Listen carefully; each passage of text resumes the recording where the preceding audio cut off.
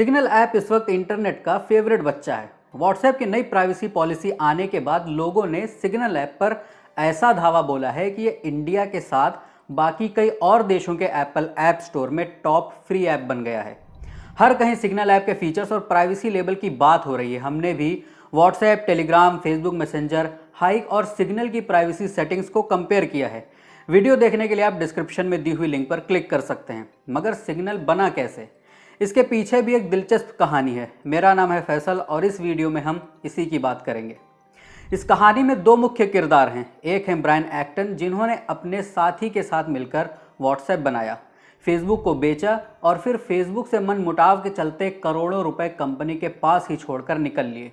दूसरे हैं Moxie Marlin spike, वो बंदा जिसने मैसेजिंग ऐप में इस्तेमाल होने वाले modern end to end encryption system को अपने एक साथी के साथ मिलकर बनाया और सिग्नल ऐप की नींव डाली। लेकिन सबसे पहले कहानी ब्रायन एक्टन की।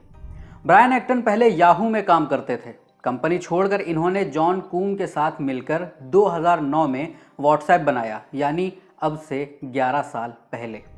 दोनों का एक ही गोल था, एडवर्टाइज रहित एक मैसेजिंग ऐप बनाया जाए जो यूज़र की प्राइवेसी का ख्याल रखे।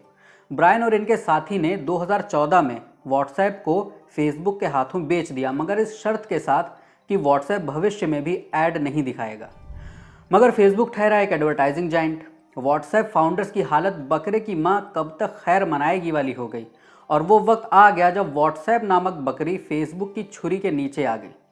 को फाउंडर और फेसबुक के बीच ऐप को मोनेटाइज करने को लेकर ही विवाद हो गया। मोनेटाइजेशन मतलब कि ऐप से पैसे कैसे बनाए जाएंगे।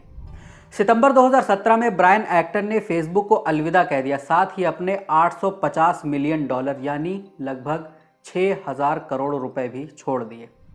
कुछ महीनों के बाद फरवरी 2018 में ब्रायन ने $50 मिलियन यानी करीब 350 करोड़ रुपए इन्वेस्ट करके मॉक्सी मार्लिन स्पाइक के साथ नॉन प्रॉफिट सिग्नल फाउंडेशन बनाया। ब्रायन इस फाउंडेशन के एग्जीक्यूटिव चेयरमैन भी हैं। इस फाउंडेशन का मकसद लोगों को प्राइवेट बातचीत के लिए सिक्योर और एन्क्रिप्टेड मैसेजिंग ऐप मुहैया कराना। इसी फाउंडेशन के तहत प्राइवेसी सेंट्रिक सिग्नल ऐप बना। ब्रायन ने 6000 करोड़ रुपए क्यों छोड़ दिए? अब एक नज़र एक्टन के छोड़े हुए $850 मिलियन पर डाल लेते हैं। व्हाट्सएप के लिए फेसबुक ने $19 बिलियन की डील की थी, यानी लगभग 1.4 लाख करोड़ रुपए। फेसबुक ने $4 बिलियन कैश में चुकाए, $12 बिलियन के शेयर दिए और अलग से $3 बिलियन रेस्ट्रिक्टेड स्टॉक के रूप में दिए। ब्रायन ने जो $850 मिलियन छोड़े वो इनके हिस्से के रेस्ट्रिक्टेड या इन्वेस्टेड स्टॉक थे।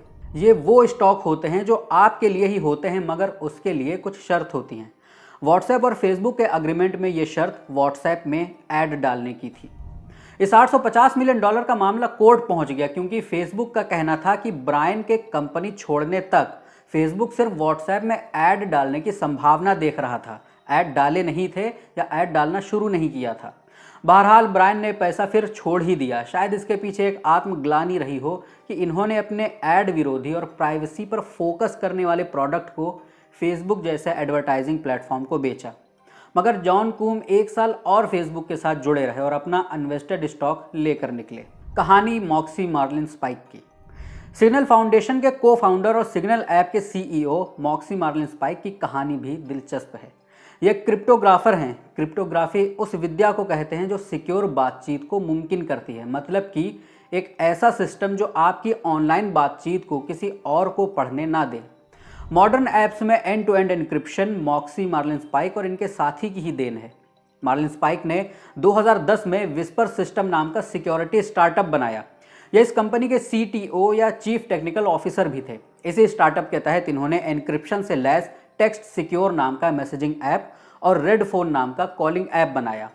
2011 में ट्विटर ने विस्पर को खरीद लिया। मार्लिन स्पाइक ट्विटर की सिक्योरिटी टीम के हेड बन गए। ट्विटर ने रेड फोन ऐप को बंद कर दिया, मगर फिर बाद में इसको फ्री ओपन सोर्स सॉफ्टवेयर के रूप में टेक्स्ट सिक्योर के साथ रिलीज कर दिया। मार्लिन स्पाइक ने 2013 में ट्विटर छोड़ दिया। ओपन विस्पर सिस्टम्स नाम का एक ओपन सोर्स प्रोजेक्ट बनाया। यहाँ इन्होंने टेक्स्ट सिक्योर और रेड फोन का डेवलपमेंट जारी रखा। फिर ट्रेवर पेरिन के साथ मिलकर सिग्नल प्रोटोकॉल बनाया। यही protocol end to end encryption कहलाया। 2013 में मार्लिन स्पाइक ने एक कॉमन कॉन्टैक्ट के जरिए व्हाट्सएप को फाउंडर ब्रायन एक्टन से जुड़े।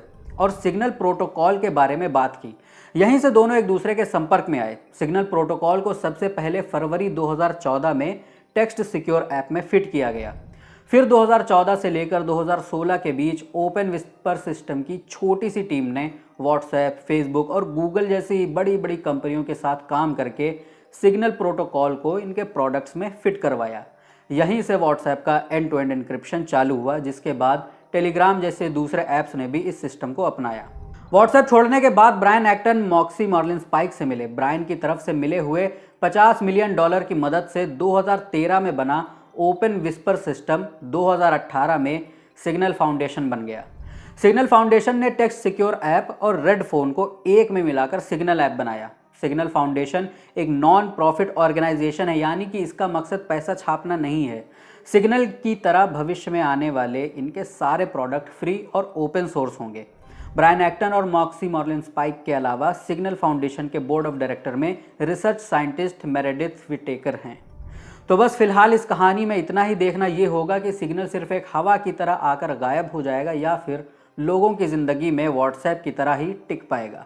मेरा नाम है फैसल। अगर आप हमें फेसबुक पर देख रहे हैं तो पेज को लाइक कीजिए और यूट्यूब पर देख रहे हैं तो चैनल को सब्सक्राइब कीजिए। देखते रहिए द लल्लन टॉप।